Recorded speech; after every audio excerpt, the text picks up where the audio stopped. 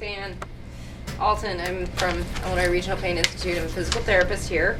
Today we're going to talk about Feldenkrais, and I really need to disclaimer, I am not a Feldenkrais practitioner. Okay, there are a couple in the area if you're interested. I can give you their names, but this is just basically an intro to a type of movement re-education that can help you to learn how to move more efficiently and help you to learn how to move with less pain.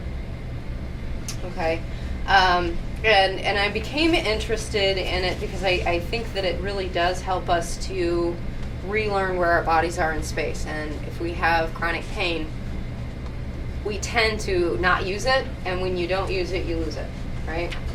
Okay, so holiday bonus question, okay? Whoever gets it right gets a prize. Oh. Okay, all right, so chronic pain is when pain becomes its own disease, correct? Pain is its own issue, okay? Whether or not you've got issues in your back or in your legs or in your whatever, wherever your pain is, chronic pain is now its own disease, okay? This is the question. What is the pathology of that disease? So to put it another way, another question, what is happening that made chronic pain its own disease that's perpetuating the problem?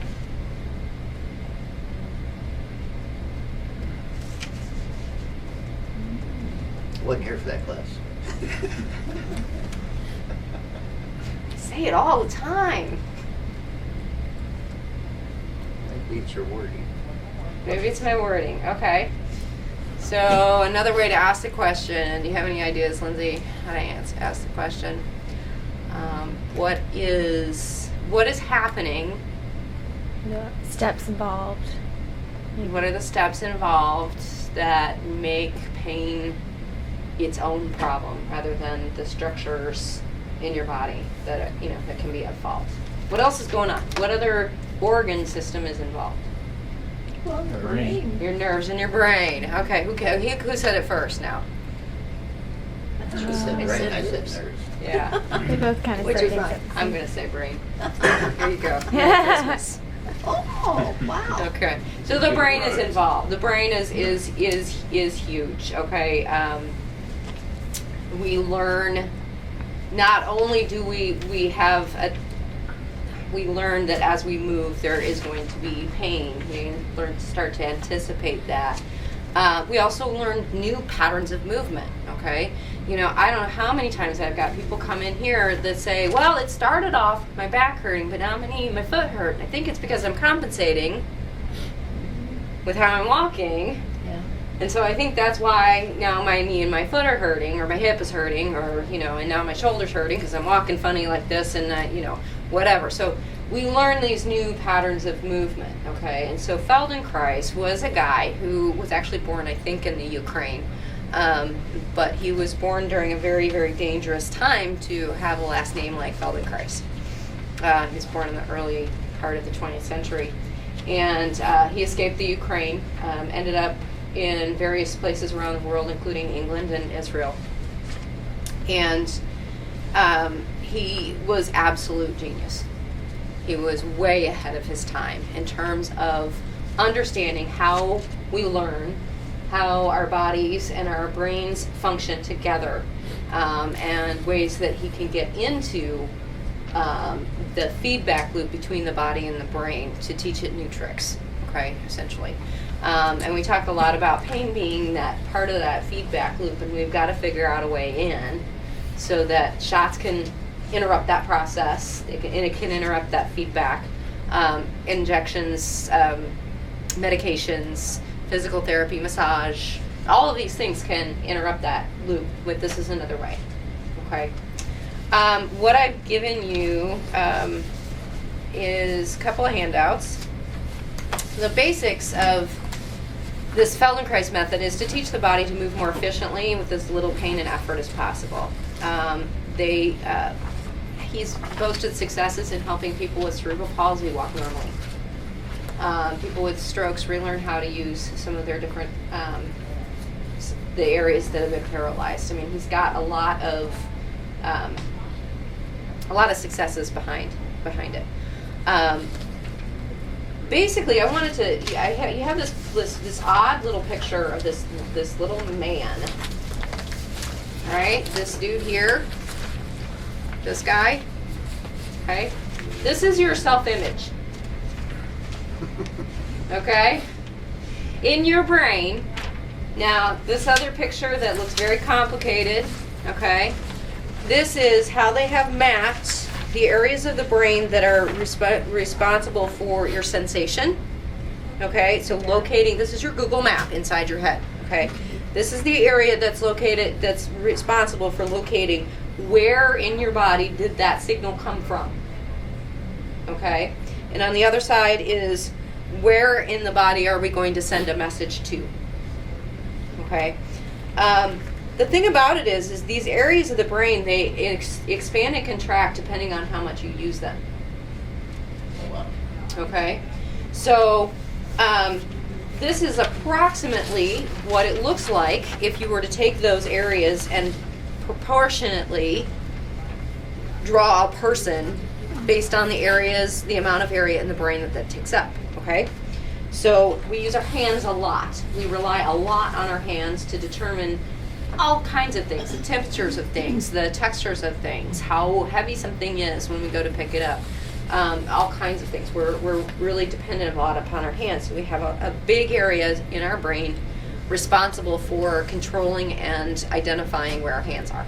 Okay, our lips and our mouth and our tongue are also huge because we have to be able to determine what we're putting in our mouths, whether it's safe or not, whether it's sharp.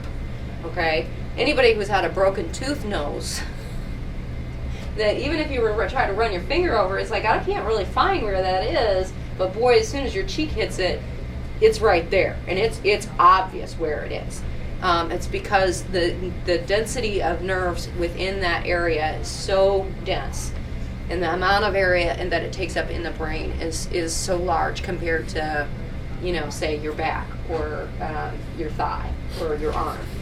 Okay, does that make some sense? Mm-hmm. Okay, so what happens when you don't use an area at all, or as little as possible? Say your back because it hurts, you don't move it. What's going to happen in the brain? If you use it more, and it expands the amount of area, like you use your hands more, it expands the area in your brain that's being used. If you use it less, what's going to happen? When you don't move Uh-huh. very well. It's going to shrink, right? Okay. So if you, for example, don't use your back to turn, and you're always, doing this to turn because it hurts too much in your back to move, you start to lose the areas inside your brain that are responsible for moving and sensing the back. Okay? Now, that sounds counterintuitive because it hurts so bad. It's obviously those nerves are firing and something's going off inside the brain. Okay? Well, I don't know if you remember, and I forgot to get my book. A couple months ago, thank you, Otterbox. A couple months ago, we talked a lot about how when you're in acute pain, there's a whole bunch of areas in your brain that fire, right? Do you remember this picture? I don't remember if you were here for that or not. But okay, so this picture here is when you're in acute pain. When you're in chronic pain, these areas, more of those neurons are firing. Okay, it doesn't expand the area that's being used. It just fires more of the neurons in that area. Does it make sense? To a certain extent. Okay. All right. So, in order to, test these things, we've learned that we have what we call 2-point discrimination. It might be between the papers. Might be between the papers. Okay. No, they're over here, so I wouldn't sit on them. All right, so we have what we call 2-point discrimination. All right, who wants to be a volunteer? Okay, so what I'm going to have you do, go ahead and relax your arm down like this. I'm going to have you close your eyes. Okay, all I'm going to do is touch you with the pins. Okay, 1 or 2? 2. Okay. 1 or 2? 1. Okay. 1 or 2? 2. Okay. 1 or 2? 1. 1 or 2? 1. 1 or 2? 1. 1 or 2? 1. 1 or 2? 1. Okay. So your forearm, I was hitting you with 2 of them, all getting further and further apart each time. Okay. Like that. We should be able. There are groups of, there are normative numbers on how far apart those should be on various parts of our bodies. Okay, and unfortunately, the list I found is all in like millimeters, which makes all kinds of sense to us, and you're in the United States, right? Oh, yeah. All right, but the fingers, 2 to 3 millimeters. That's about maybe about a quarter of the thumbnail. Okay, you should be able to know if there's you did fine with that. You did fine with that on your fingertips. You were fine. Okay, and so my guess is probably doing all of the using the equipment that vibrates. You're probably losing some sensation a little bit, but that's a whole other issue. But anyway, so with the fingertips, very, very close together. The upper lip is 5 millimeters, so maybe again about a half to a third of the thumbnail.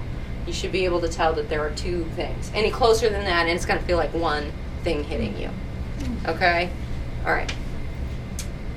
We've done studies on people with low back pain and have learned that the longer that you have had low back pain, the less able you are to tell when there are 2 things hitting you at the same time. The further apart they have to be in order for you to know that you've got 2 different things hitting you. Okay, and I've done exams on people where I come down their back, my thumbs are about this far apart, and I ask them, does it feel like I'm hitting you on about the same side, about the same place on each side of your back? And they'll say, you're only pushing me in one place.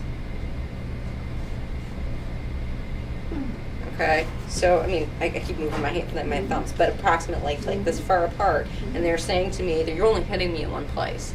Okay, you should be able to feel that there's 2 there. Okay, but that's a function of having chronic low back pain. So you're not going to feel that. Okay, and that works for anywhere that you have pain that you aren't using as much. Okay. All right, and the whole point is that it hurts, so we don't move it. We don't move it, so the brain gets less information about that zone, figures it's less important. We're going to dedicate brain space to something that is more important, like our fingertips or, our legs or hips or feet or whatever. Okay, does that make some sense? Mm-hmm. All right, so we're That ultimately come back. Yes. This is the cool part, is that you can absolutely retrain that. Okay, it does take movement, but that movement's a scary thing when you have lots of pain. Movement is a very scary thing because we don't want to re-injure anything. Who wants to put themselves in pain on purpose, really? Sometimes that's the hardest thing to do during the day, but it's the best thing you can do. It is the best thing you can do. And you get through it, then you're better. All right, so movement is the basis of awareness. Okay, so, and I put in here underwear analogy here. Okay. And this is the thing about the way most of our nerves function is that when there's nothing changing, they don't fire. Okay? So, for example, when you put your underwear on in the morning, you feel it. You feel where it is, right? And hopefully, as you go throughout your day, you don't notice where your underwear is, right? Because it's not changing. Now, if it changes and it goes somewhere it's not supposed to go, you feel that. But as long as everything is where it needs to be and doesn't change much, you don't feel it, okay? So movement and change is the basis of awareness, okay? It's a basis of getting the brain to fire, okay? Getting the nerves to fire. So if nothing changes, if you're not moving, those neurons don't fire, and we lose. If you don't use it, you lose it. And to be honest with you, I was reading a book, and it wasn't by Feldenkrais, but it was by somebody else who has done a lot with his methods. And basically they said, and I wish David was here right now because he's asked me this question before, the absolute worst advice that a doctor can give you is, well, you're getting older now, it's time to start slowing down. Oh, jeez. Because as soon as you start slowing down, the brain stops firing because you're not moving, you're not using things, and then things start to slow down, things start to not function correctly. So keep moving as much as you possibly can. Anyway, so I wish Dave was here because he's been told that. and this person said, actually, that kind of advice can be deadly. Yeah. So anyway, so the Feldenkrais, his whole method, and which we're going to practice here in just a little bit, and then this is why I said if we don't have enough room on the camera, it's probably fine, because we're going to be just practicing this particular method. But the whole thing is, I love that there's this law called this. This is the law of just noticeable difference. Oh, hey! Dr. Gibber, let us come. All right. See us later. Oh, come on in. Come on in. All right. I'm gonna find some chairs here. How many? All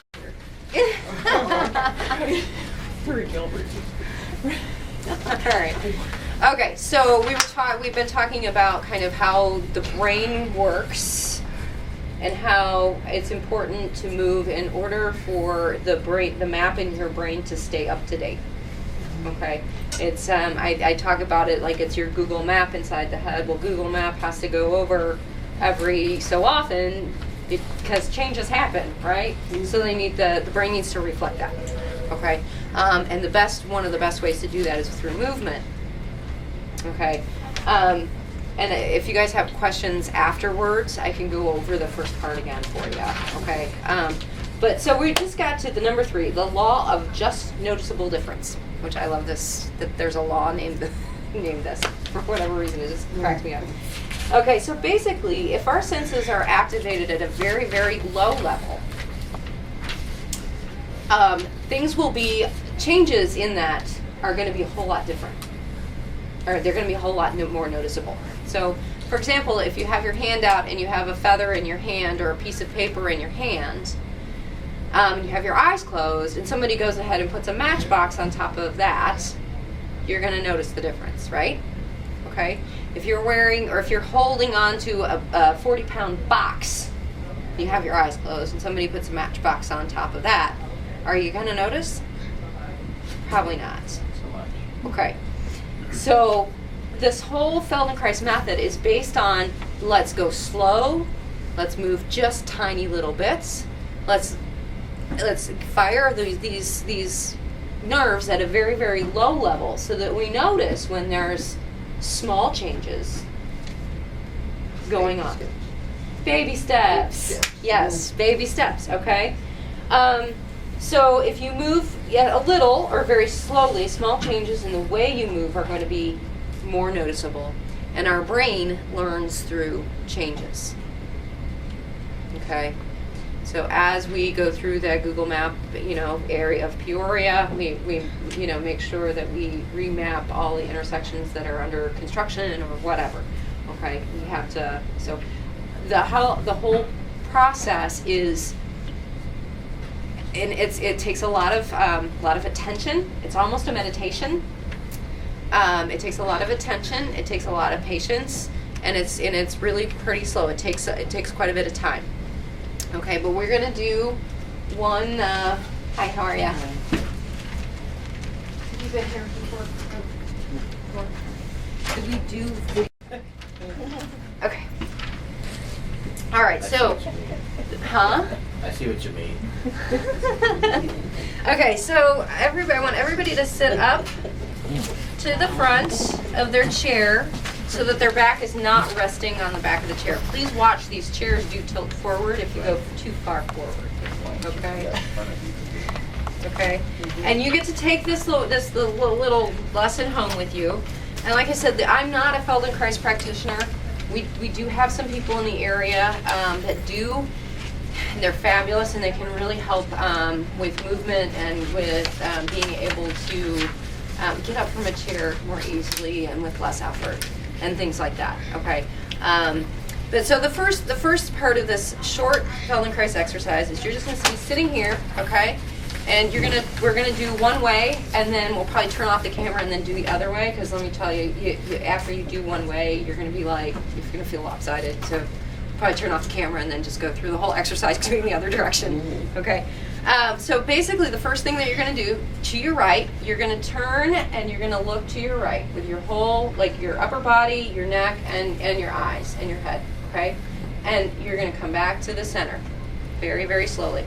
I want you, as you're going to the right, I want you to stop as soon as you feel any stretch or strain, okay? The whole idea is not to go stretching, okay? The whole idea is if you can only get to here before you start to notice a strain, stop, okay? All right, so this is a couple of the major principles. I don't want you to feel any pain doing this at all, okay? All right, so we're gonna do that 5 more times, okay? Nice and slow. Only as far, just take a mental note as how far you go, okay? All right, so we're gonna turn, there's one. Good, come back, nice and slow.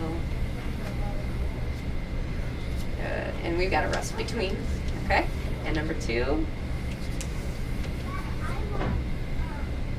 Good, and come back, nice and slow, and rest between. If you got to, go ahead and just kind of.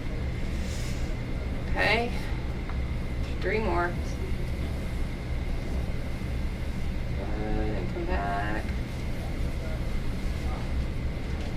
And 4.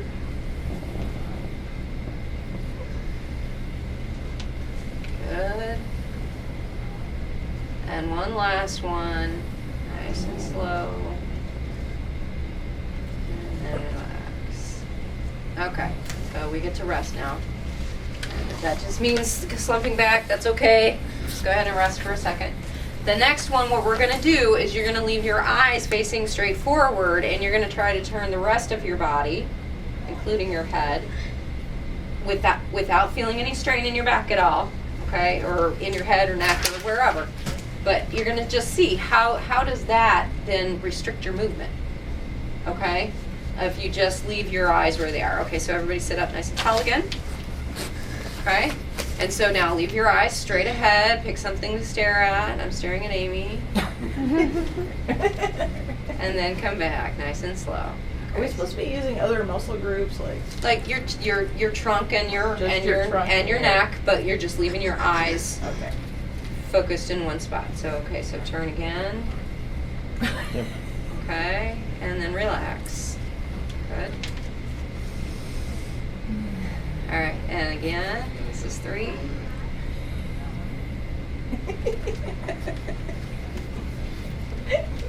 Laughter always helps. Laughter's always good. All right, number 4, nice and easy. Notice how much this is restricting your motion. Okay.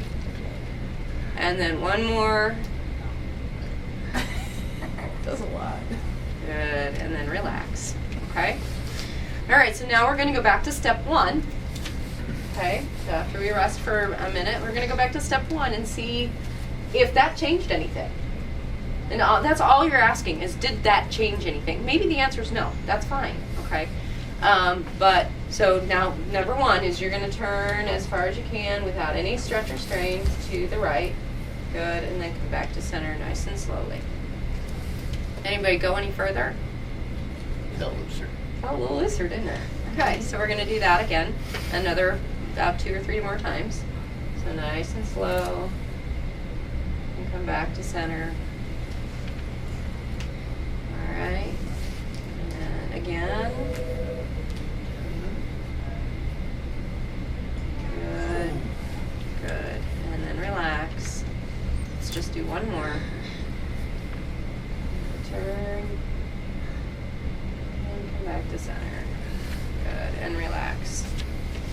All right, so then the next one we're gonna do after we relax a little bit is we're gonna leave our head and eyes forward and just turn the rest of the body.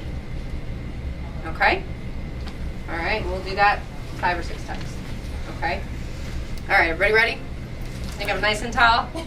All right, head and neck. And all you're moving is your shoulders and your torso. That's hard to do. Okay? Remember, nice and slow and no stretch or strain. See, I caught myself. I was moving my head. I know, it's hard. It's really hard to do, but this is the interesting part is that what we're doing is we're learning how to separate out the different parts of our body and our brain and how to move each one isolated from the other one. Okay?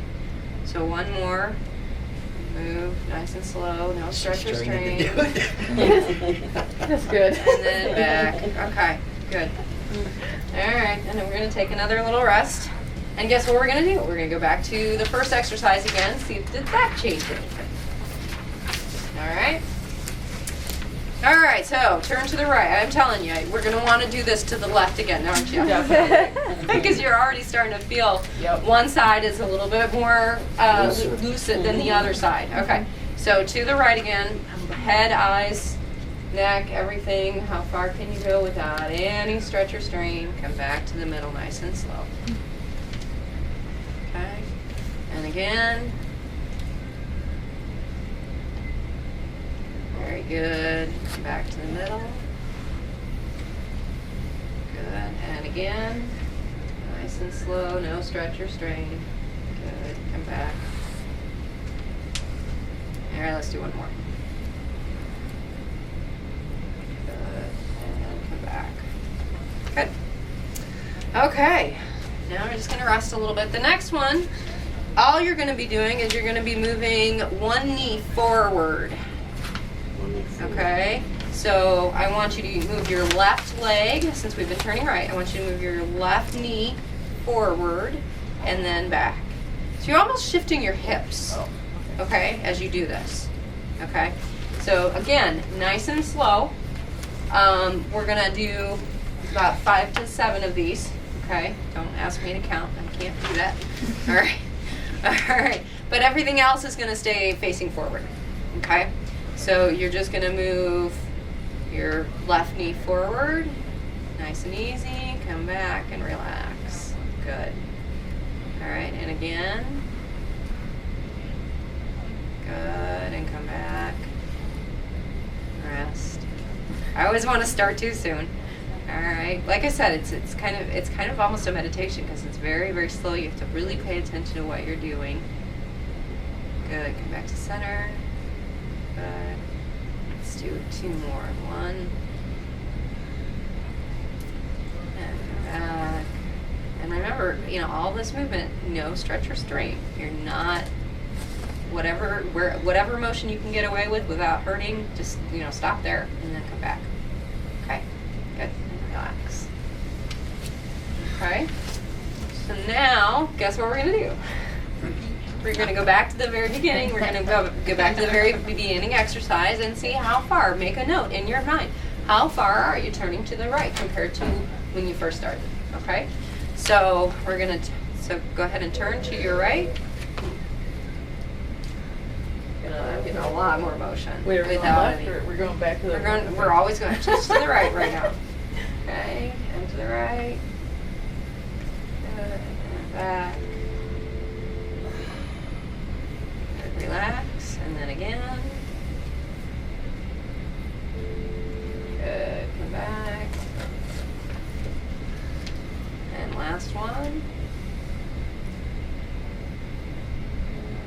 And come back. All right. So that's an example of the Feldenkrais method, okay? Which basically we're just playing with moving our bodies in a very gentle way, paying attention to what happens to the rest of the body, essentially, okay? Trying to move each individual segment, playing with what all motions make up that movement of turning the body. So we learn not only does your trunk move, but your hips are moving, your trunk is moving, So your shoulders are moving, your head is moving, your eyes are all moving. So if we play with moving each one of those and loosening those up, then all of a sudden we're getting, I got, I don't know, maybe 90 more degrees without feeling that strain. So as you do it, do you supposed to get more? If, you know. Theoretically, You can do yes. Theoretically, you will be able to do more, yes. Now, again, when we talked about this at the beginning of the class, you know, when we have chronic issues, chronic pain, that didn't happen overnight, okay? And we didn't, the brain didn't lose the ability to determine where our back is overnight, okay? So it's going to take some time to build that back. However, this is one of those ways to do that in a really very gentle way, okay? There are whole classes, okay? You can also do one-on-one with a practitioner, okay? I am not licensed, so I can't do that, but this was out of an article. There's a book, Awareness Through Movement, that you can get probably through the library that has a lot of self-exercises. But we can use this for not just turning, but for breathing. We can use it for, what else? Just walking, getting up from a chair, any kind of functional everyday movement we can use these techniques for, okay? Does that help with stairs, climbing stairs and that? I would assume so, yeah.